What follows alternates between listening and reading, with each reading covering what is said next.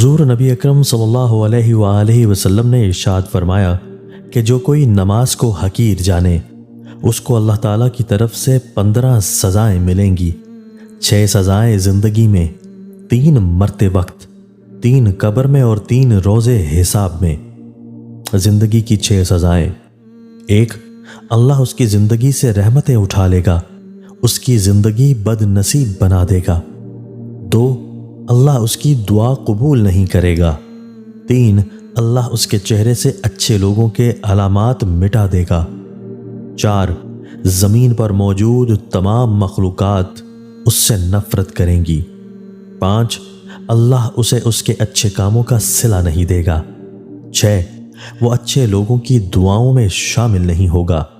مرتے ہوئے 3 سزائیں: 1، وہ ذلیل ہو کر مرتا ہے۔ 2، وہ بھوکا مرتا ہے۔ 3، وہ پیاسا مرتا ہے۔ اگرچہ وہ تمام سمندروں کا پانی پی لے پیاسا ہی رہے گا۔ قبر میں 3 سزائیں: 1، اللہ اس کی قبر اتنی تنگ کر دے گا جب تک اس کی پسلیاں ایک دوسرے کے اوپر نہ چڑھ جائیں۔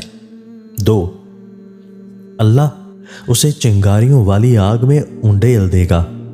3، اللہ اس پر ایسا سانپ بٹھائے گا جو بہادر اور دلیر کہلاتا ہے، جو اسے نماز فجر چھوڑنے پر صبح سے لے کر دوپہر تک ڈسے گا، نماز ظہر چھوڑنے پر دوپہر سے لے کر عصر تک ڈسے گا، اور اسی طرح ہر نماز چھوڑنے پر اگلی نماز تک ڈسے گا، ہر ضرب کے ساتھ 70 گز زمین کے اندر دھسے گا۔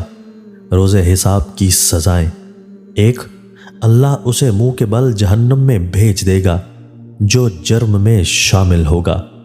2، اللہ اسے غصے سے دیکھے گا جس سے اس کے چہرے کا ماس گر جائے گا۔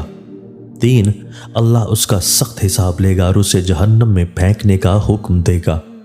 اور جو اپنی نمازوں کو ادا نہیں کرتے، فجر ان کے چہرے کا نور ختم ہو جاتا ہے، ظہر ان کی آمدنی سے برکت اٹھا لی جاتی ہے، عصر ان کے جسم کی مضبوطی اٹھا لی جاتی ہے، مغرب انہیں اپنے بچوں سے کوئی فائدہ نہیں پہنچتا، عشاء ان کی نیند سے سکون ختم ہو جاتا ہے۔